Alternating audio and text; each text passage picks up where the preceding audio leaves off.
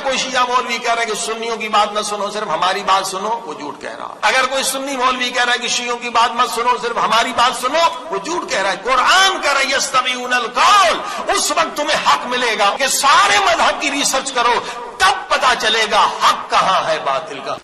شیعہ کی خلیفہ دوم حضرت عمر سے مخالفت کی سب سے بڑی وجہ بی بی فاطمہ الزہرا کے دروازے کو جلانا ہے۔ اسی وجہ سے ان کو مخالف اہل بیت سمجھ کر ان سے برات کا اعلان کیا جاتا ہے۔ دروازہ جلایا گیا تھا یا نہیں یہ ایک الگ ٹاپک ہے، اس پر آج ہم بحث نہیں کر رہے۔ آج کی بحث یہ ہے کہ فرض کریں اگر دروازہ جلایا گیا تو حضرت علی جو اتنے بہادر تھے انہوں نے اپنی عزت بچانے کے لیے تلوار کیوں نہیں اٹھائی۔ آج کی اس ویڈیو میں ہم نے مستند علماء کی رائے بغیر کسی بددیانتی سے آپ کے سامنے پیش کرنے کی کوشش کی ہے۔ اگر ہماری یہ کاوش آپ کو پسند ہے تو آپ ہمارے چینل کمپیریٹو اسٹڈی کو سبسکرائب کر سکتے ہیں۔ چلتے ہیں آج کے پہلے عالم کی طرف۔ شیعہ عقیدے کے مطابق حضرت ابو بکر رضی اللہ عنہ وارضاہ کے دور میں حضرت فاطمہ کی توہین کی گئی، ان کے گھر کو جلایا گیا۔ اگر یہ مان لیا جائے تو اب سوال پیدا ہوتا ہے کہ جب فاطمہ کی توہین ہو رہی تھی، فاطمہ کا گھر گرایا جا رہا تھا، تو سوال پیدا ہوتا ہے شیر خدا کہاں تھے؟ بہادر حیدر کرار کہاں تھے؟ وہ طاقتوں والے کہاں تھے؟ علی نے اپنی بیوی فاطمہ کا حق کیوں نہیں دلوایا؟ ان کی مدد کیوں نہیں کی؟ ابو بکر پہ خروج کیوں نہیں کیا؟ نہیں، یہ وہ بھی بتا دیں پھر حضرت عمر جو گئے تھے حضرت فاطمہ کے دروازے پہ اور انہوں نے پھر جا کر آگ لے کے گئے تھے، اس کا بھی بتا۔ وہ یہ روایتیں کمزور ہیں، ہم نہیں مانتے ان روایتوں کو۔ مصنف ابن ابی شیبہ والی غلط روایتیں ہیں۔ اگر یہ روایتوں کو آپ صحیح مانیں گے تو سیدنا اس عمر کے بارے میں اگر یہ روایتیں سنی خود ہی پیش کریں گے تو پھر وہ کیا منہ دکھائیں گے؟ ایک چھوٹی سی بات کے اوپر جو ہے وہ اس لیول کا ایک ریونج نظر آنا وہ غلط ہے۔ ہم ان روایتوں کو صحیح نہیں سمجھتے۔ مولانا اسحاق صاحب کا بھی یہ موقف تھا کہ یہ روایت جعلی ہے۔ شیخ زبیر صاحب نے مجھے خود بتایا تھا کہ میں پہلے اس روایت کو صحیح سمجھتا تھا، لیکن مولانا اسحاق صاحب نے جب میری طرف پیغام بھجوایا تو میں نے اس پہ غور کیا تو میں بھی اس روایت کو صحیح نہیں سمجھتا۔ اگرچہ اہل حدیث اور غلام عثمان ظہیر اس روایتوں کو صحیح سمجھتے ہیں اور الٹا وہ تعویل کرتے ہیں کہ اس میں تو حضرت فاطمہ کی بڑی شان بیان ہو رہی ہے کہ بھئی خلافت کے لیے مشورے حضرت فاطمہ کے گھر ہوتے تھے، تو جا کے حضرت عمر نے دھمکی لگائی۔ وہ شان کو لے کے بیٹھے ہوئے ہیں، ان کو یہ نہیں پتا کہ حضرت فاطمہ کو کس کیپیسٹی میں حضرت عمر دھمکی لگا سکتے تھے۔ ان کے باپ تھے، وہ تایا تھے، کیا تھے، اسی کیپیسٹی میں بھی نہیں تھی بنتی۔ اگر ان روایتوں کو ڈیفینڈ کریں گے پھر حضرت عمر کو آپ ڈیفینڈ نہیں کر پائیں گے۔ پھر ہم تو ڈنکے کی چوٹ پہ کہیں گے کہ جو بندہ اس روایت کو صحیح مانتا ہے اس کو ماننا پڑے گا کہ حضرت عمر نے حضرت فاطمہ کی توہین کی ہے اور اس کی وجہ سے رسول اللہ کا دل دکھا ہے۔ ان روایت کو صحیح مان بھی لیا جائے نا تو پھر حضرت علی کی پرسنالٹی پر بھی سوال تو کھڑے ہوں گے نا کہ یہ سارا معاملہ ہو رہا تھا تو حضرت علی کہاں موجود تھے، اور یہ مطلب منطقی طور پر سمجھ نہیں آتی یہ بات۔ یہ تو باتیں ان کو سمجھائیں نا جو یہ روایتیں بیان کر رہے ہیں، ہم تو روایتوں کو نہیں صحیح سمجھتے۔ ہم تو کہتے ہیں کہ حضرت عمر کا جو غلام یہ روایت بیان کر رہا ہے وہ اس زمانے میں حضرت عمر کا غلام نہیں تھا جس زمانے کا یہ واقعہ ہے، وہ سند بیان کرے نا۔ مولا علی کے دروازے پہ حملہ اور مولا علی نے کیوں نہیں بچایا؟ چلو اگر مولا علی تلوار اٹھاتے کیا ہوتا؟ ذرا سے پریکٹیکلی سوچو کیا ہوتا؟ امام حسین کے ساتھ کیا ہوا؟ شہید ہو گئے نا۔ مولا حسن نے جب دیکھا جب کوئی ساتھ نہیں دے رہا تو امام نے کیا کیا؟ صلح کی نا۔ کیوں اگر مولا اس وقت لڑتے اور شہید ہو جاتے تو بقائے دین کا کیا ہوتا؟ ہاں بہادر تھے علی، جتنی بھی جنگیں تھی مولا کی وہ 1 by 1 تھی، لیکن اگر پورا مکہ مدینہ علی کے خلاف ہو جائے اور مولا تکو تناؤ، جب امام نے کہا تھا کون ہے جو علی کا ساتھ دے تو علی تلوار اٹھانے کے 4 لوگ مسجد میں مولا کے پاس گئے، 4 لوگ۔ امام نے کہا میں 4 لوگوں سے جنگ کیسے لڑوں گا؟ جنگ صفین میں اگر 1 مین شو کرنا ہوتا تو مولا پورا لشکر کیوں لے کر جا رہے ہیں؟ امام فرماتا لوگوں کا ساتھ نہیں، میں جنگ کیسے لڑوں گا؟ اصل ہے امامت کا ساتھ دینا، ورنہ مولا علی تو کیا پروردگار عالم اگر چاہے تو کیا فرعون کے لشکر کو نہیں الٹ سکتا تھا؟ خدا چاہے تو آج سارے فرعونوں کو ختم نہیں کر سکتا۔ بھائی اللہ کو 1 مین شو نہیں کرنا، اسے دنیا میں اگر فتح چاہیے تو لوگ لڑیں اپنی فلاح و بہبود کے لیے۔ یا علی مثل کا مثل الکعبہ، تیری مثال کعبے کی طرح ہے۔ اگر لوگ تیرے پاس آئیں گے تو علی پھر اٹھتے ہیں، ورنہ لوگ نہیں آتے تو امام پر بھی واجب نہیں ہے۔ اب اس کا یہ تصور ہے مولا تلوار اٹھاتے سیدھی بات تھی مولا شہید ہو جائے۔ جن لوگوں نے حسن کو نہیں بخشا، کربلا تیرے سامنے آئے، یہ لوگ جو اعتراض کرتے نا علی تلوار اٹھاتے، ان کو کربلا کا منظر دکھا، حسین نے تلوار اٹھائی تھی، کیا ہوا تھا حسین کے ساتھ؟ بچے مارے، بہنوں کو اسیر کیا، بیٹے کو مار دیا، بھائی کو مار دیا، 6 مہینے کے اصغر کو بھی لوگوں نے نہیں چھوڑا۔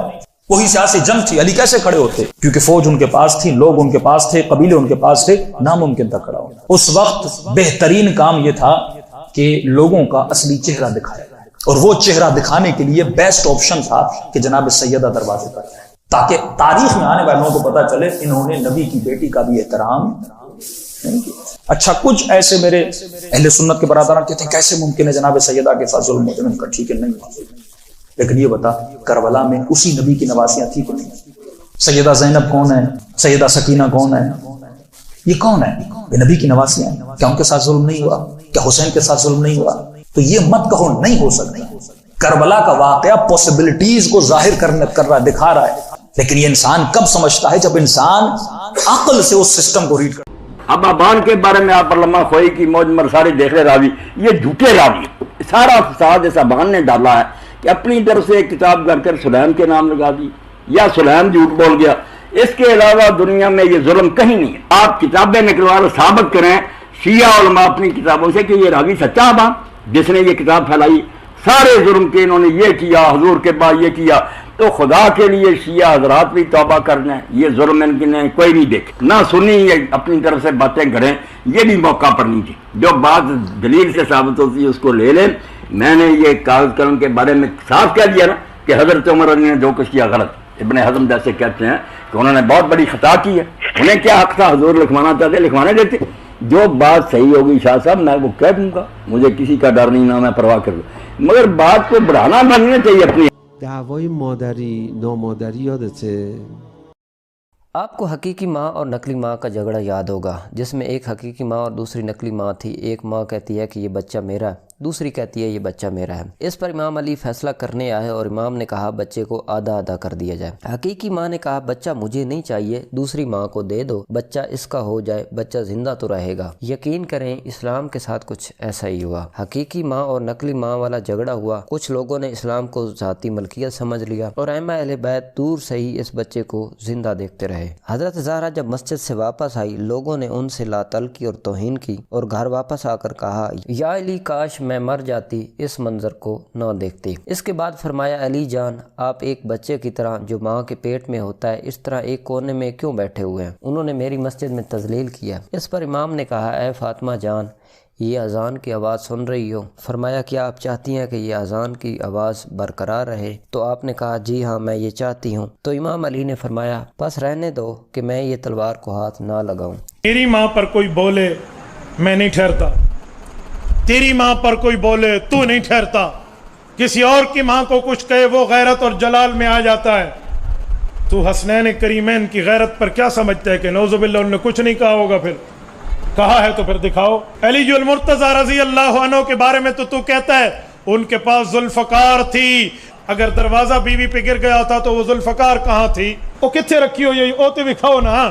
لا سیف الا ذوالفقار حدیث پاک ہے, وہ ذوالفقار کہاں تھی پھر وہ اس پہ اگر حرکت میں نہیں آئی تو میرے دوستو جھوٹ بولنے کی بھی تو کوئی حد ہوتی ہے. حضرت عمر رضی اللہ تعالی عنہ سے یہ حرکت کسی جگہ کسی صحیح کتاب میں ثابت نہیں ہے. یہ جھوٹ ہے, پراپاگنڈا ہے. یہ دراصل حضرت عمر کے خلاف نہیں ہے, یہ حضرت علی کی غیرت پہ سوال کیا جا رہا ہے, یہ حضرات حسنین کی عزت پر سوال کیا جا رہا ہے کہ نعوذ باللہ ان کی ماں پر یہ بات ہوئی تھی, اور ہم ایسی جھوٹ کو پاؤں کی ٹھوکر سے اڑا. لیکن لوگ کہتے ہیں کہ یہ کوئی سمجھ میں آنے والی بات نہیں ہے, یہ ہو ہی نہیں سکتا, یہ توہین ہے امیر المومنین کی. انہی سے کہیں کہ حضرت عثمان پر بھی حملہ ہوا تھا, اور حملہ کرنے والا کون ہے؟ ابن ابو بکر. ابن ابو بکر نے حملہ کیا, اس نے داڑھی سے پکڑا اور کھینچا, اور پھر اس نے باپ کا واسطہ دیا تو اس نے چھوڑ دیا. دوسرا آدمی آیا, اس نے حملہ کرنا چاہا تو زوجہ عثمان آگے آ گئی اور زوجہ عثمان کی انگلیاں کٹ گئی. اچھا آپ کی بیوی پر حملہ ہو رہا ہے, انگلیاں کاٹی جا رہی ہیں, مارا جا رہا ہے, کیا ہو گیا تھا عثمان کی غیرت؟ آپ ہمیں کہتے ہیں نا, تو کیا ہو گیا تھا؟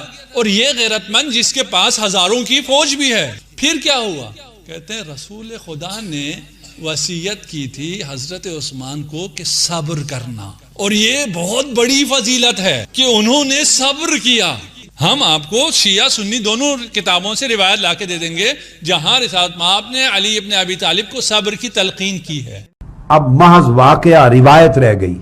سیدہ کائنات کے دروازے پر معاذ اللہ سیدنا فاروق اعظم کا حملہ کرنا, شدید زخمی کرنا وغیرہ وغیرہ, جتنی لغویات اور مکذوبات بکی جاتی ہیں سیدنا فاروق اعظم کی شان اقدس میں, بلکہ یہ گستاخی کی جاتی ہے سیدہ کائنات کی شان میں اور مولا علی شیر خدا کی شان میں, جنہوں نے یہ سب کچھ گوارا کر لیا, زندہ ہوتے ہوئے وہاں کھڑے ہوئے اور بنو ہاشم اور صحابہ کرام جو ان کے ساتھ تھے، بقول اس واقعہ کے جھوٹے راویوں کے، ان سب کی غیرت نے یہ گوارا کر لیا کہ تنہا سیدہ کائنات کے ساتھ ہوتا رہا، ان میں کوئی زخمی نہیں ہوا۔ صرف دو سوال ہیں، اگر سیدہ کائنات پر اتنا بڑا حملہ ہو رہا ہو تو کیا غیرت علی مرتضیٰ گوارا کرتی ہے بیٹھ کے گھر میں تماشا دیکھتے رہیں؟ اس پورے واقعہ میں مولا علی شیر خدا کہاں گئے؟ سیدہ کائنات پر ہاتھ اگر اٹھ جائے خدا کی قسم ہزاروں گردنیں کٹ جاتی۔ ایک تو اس سوال کا جواب کوئی غیرت مند فطرت نہیں دیکھ سکتی۔ رسول خدا صلی اللہ علیہ وآلہ وسلم کی جو سب سے بڑی صاحبزادی اہل سنت کے عقیدے کے مطابق جناب زینب تھی، تو کافروں نے ان کے ناکہ پہ حملہ کر دیا تھا اور جناب زینب کا حمل ساقط کر دیا تھا بقول اہل سنت کی کتابوں کے، اور رسول خدا نے وہ اس مجرم کو دیکھ بھی لیا تھا، رسول خدا کے سامنے بھی تھا، تو رسول خدا نے نہ اسے سزا دی اور نہ اسے اس پر تلوار اٹھائی۔ الامامت والسیاسہ بہت بڑی کتاب ہے اہل سنت و جماعت کی، اس میں لکھا ہوا ہے کہ مولا امیر علیہ السلام نے یہ فرمایا تھا کہ اگر مجھے رسول خدا کی وہ وصیت یاد نہ ہوتی جس میں مجھے رسول خدا نے کہا تھا کہ یا علی تم پر بہت زیادہ ظلم ہوں گے، حتیٰ کہ تمہاری زوجہ پہ حملہ ہوگا، لیکن میں حکم دے رہا ہوں کہ تم نے صبر کرنا ہے، تو میں لوگوں کو بتا دیتا۔ اور جناب سیدہ نے فریاد کی تھی کہ یا علی مجھ پر بہت زیادہ ظلم ہو رہا ہے، تم تلوار کیوں نہیں اٹھاتے؟ حضرت نے یہ فرمایا تھا فاطمہ ابھی میں تلوار اٹھاتا ہوں، لیکن یہ جو اشہد ان محمد الرسول اللہ کی آواز سن رہی ہو، یہ پھر کلمے کی آواز نہیں آئے گی، یہ لوگ کچھ مرتد ہو جائیں گے اور کچھ مارے جائیں گے۔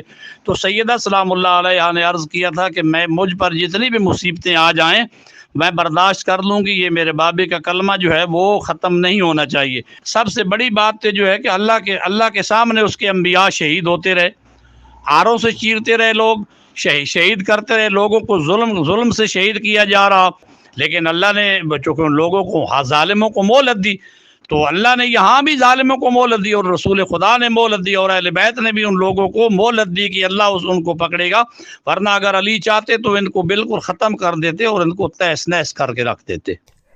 یہاں دو نظریے پیش کیے گئے۔ پہلے نظریے کے مطابق دروازہ جلانے کی روایت شیعہ سنی کی کتب میں موجود ہیں، لیکن یہ سب ضعیف ہیں، کیونکہ اگر دروازہ جلا ہوتا تو علی تلوار لے کر سامنے آتے، وہ ڈرنے والے نہیں تھے۔ ایسا ممکن نہیں ہے کہ علی کی غیرت کی کوئی توہین کرے اور وہ تماشا دیکھتے رہیں۔ آج کل آپ کی ماں پر کوئی ظلم کرے تو آپ چپ نہیں رہتے، ایسا کیسے ممکن ہے کہ رسول کی بیٹی کو مارا گیا، ان کا حمل گرایا گیا اور کوئی حرکت میں نہیں آیا، سارے اصحاب بھی چپ رہے۔ دوسرے نظریے کے مطابق حضرت علی نے تلوار اسی لیے نہیں اٹھائی کیونکہ ان کو رسول خدا کی نصیحت یاد تھی۔ اگر اس وقت خون ریزی شروع ہو جاتی تو اسلام کا مرکز کمزور ہو جاتا، مسلمان مارے جاتے یا مرتد ہو جاتے۔ امام علی نے اپنا نقصان سہ لیا لیکن دین کو بچا لیا۔ اسی طرح ایسے بہت سارے واقعات موجود ہیں جب ظلم سہا گیا اور تلوار نہیں اٹھائی گئی۔ مثلا جب حضرت عثمان کے گھر پر حملہ ہوا تو حضرت عثمان نے صبر کیا۔ اہل سنت کے عقیدے کے مطابق حضور کی بیٹی ام کلثوم پر کافروں نے ظلم کیا، ان کا حمل گرایا،